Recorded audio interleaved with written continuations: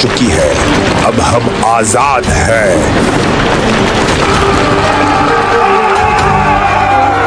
جلدی بھاگو، وہ ہماری ہی طرف آ رہے ہیں۔ اے میرے رب، ہمارے حال پہ رحم کھا اور ہمیں اس یاجوج اور ماجوج کی مصیبت سے نجات دلا دے۔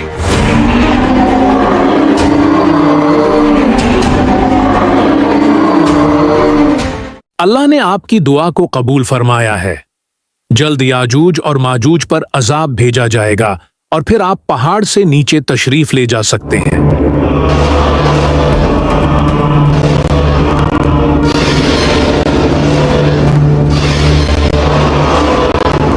مجھے یہ بتایا گیا ہے کہ یاجوج اور ماجوج پر عذاب بھیجا جا رہا ہے۔ اصل حالات کا تو نیچے جا کر ہی پتہ چلے گا۔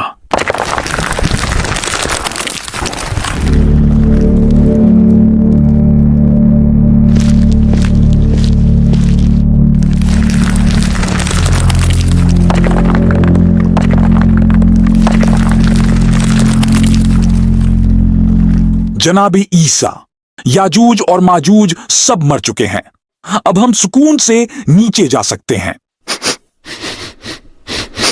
یہ ناقابل برداشت بدبو ہے۔ زمین مکمل بنجر ہو چکی ہے اور اس قدر لاشوں سے بھر چکی ہے کہ ہمارے رہنے کے لیے جگہ ہی نہیں بچی۔ اے پالنے والے، تو ہماری مدد فرما۔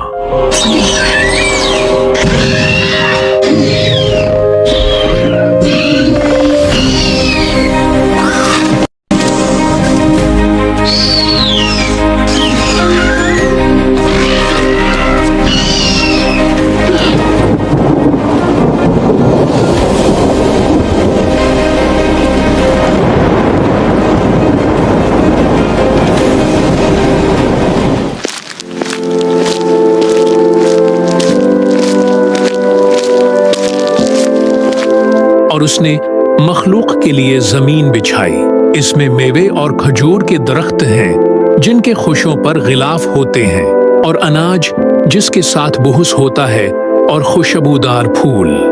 تو تم اپنے رب کی کون کون سی نعمتوں کو جھٹلاؤ گے؟ یاجوج ماجوج کو مرے ہوئے 7 سال گزر گئے، لیکن ان کے چھوڑے ہوئے تیر کمان اور ڈھالیں اب تک ہمارے جلانے کے کام آ رہی ہیں۔ جناب عیسیٰ، ایک سوال مجھے پریشان کیے ہوئے ہے۔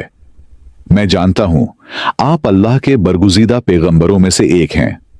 آپ بن باپ کے پیدا ہوئے اور پیدا ہوتے ساتھ ہی اپنی ماں مریم کی گود میں بول اٹھے۔ اللہ نے آپ کو کئی ایسے معجزات عطا کیے جو شاید کسی اور رسول کے حصے میں نہیں آئے، جیسے مردوں کو زندہ کرنا اور نابینا کو بینائی عطا کرنا۔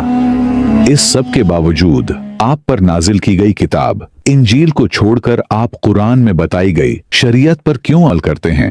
یہ بات سچ ہے کہ میں اللہ کا ایک نبی ہوں، اور یہی وجہ ہے اب بھی اللہ کے پیغامات مجھ تک پہنچ رہے ہیں، لیکن میں اس بار آخری نبی محمد صلی اللہ علیہ وسلم کا ایک امتی بن کر آیا ہوں۔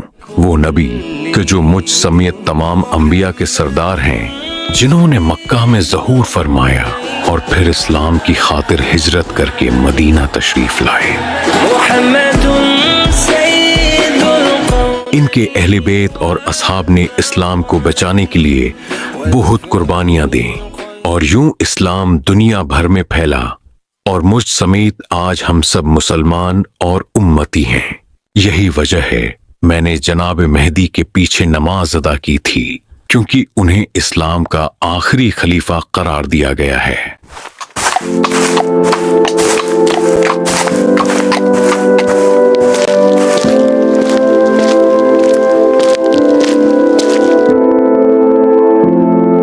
السلام علیکہ یا رسول اللہ۔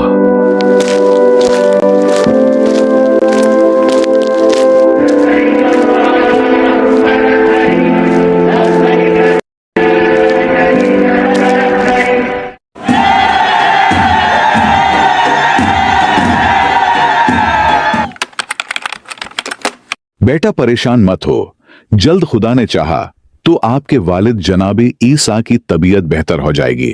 مجھے واپس آئے ہوئے 40 سال ہو گئے، اور اب یہ میرا شاید آخری وقت ہے۔ बस मैं इतना कहूंगा कि क़यामत बहुत करीब आ चुकी है। हर हाल में अपने ईमान की हिफाजत करना।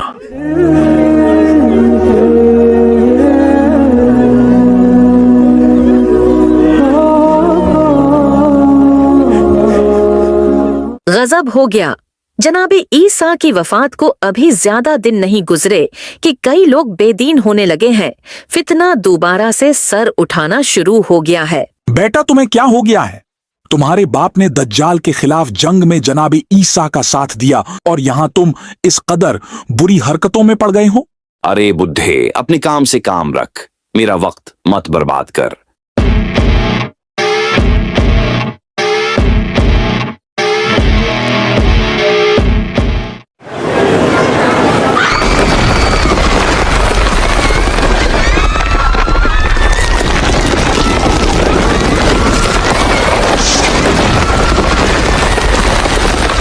अब तक तकरीबन 3 जगह जमीन के धंस जाने के वाकयात पेश आ चुके हैं।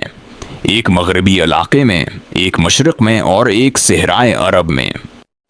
ये कैसा धुआं है जो उठ रहा है और तेजी से फैलता चला जा रहा है। भागो।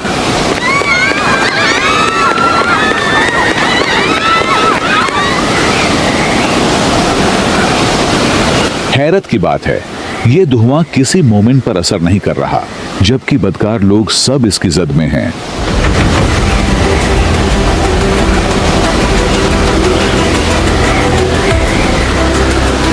बिल आखिर 40 दिन के बाद उस धुएं से हमें निजात मिली है। मुझे कुछ ठीक नहीं लग रहा। 3 दिन गुजर चुके हैं, लेकिन अभी तक पता नहीं क्यों सूरज निकल ही नहीं रहा। ये क्या अजीब मंजर है? सूरज मशरक की बजाय मगरिब से क्यों निकल रहा है? ओ मेरे खुदाया, ये तो वही निशानी है कि जिसके बाद तौबा के दरवाजे हमेशा के लिए बंद हो जाएंगे।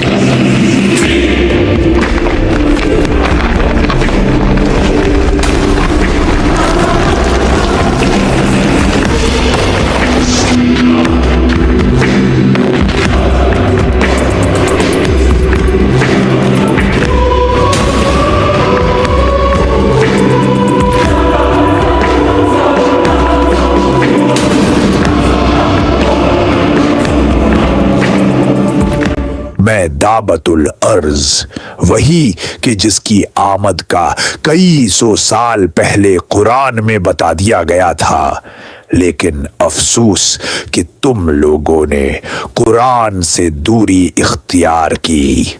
मेरे एक हाथ में मूसा नबी की असा कि जिससे मोमिन के चेहरे को रोशन कर दूंगा, और दूसरे हाथ में सुलेमान नबी की अंगूठी है कि जिससे काफिर की नाक पर लकीर खींचूंगा। ये कैसी दिलफरीब खुशबू है। बहुत से मुसलमान लोग जिनको मैं जानता हूं, वो न जाने कैसे सब एक साथ मर गए हैं।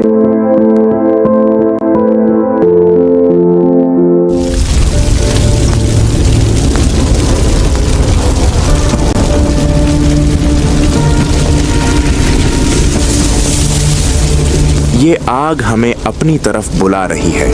हम चलते हैं तो ये भी साथ चलती है, और हम रुकें तो ये भी रुक जाती है।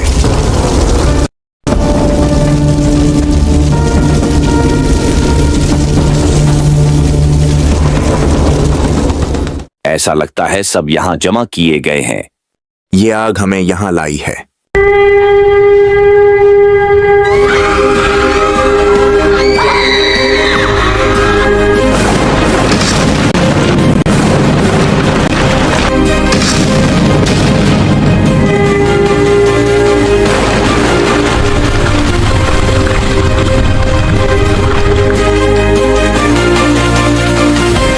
और उन्होंने अल्लाह की कदर न की जैसा उसकी कदर करने का हक था, और क़यामत के दिन सारी जमीन उसके कब्जे में होगी और उसकी कुदरत से तमाम आसमान लपेटे हुए होंगे।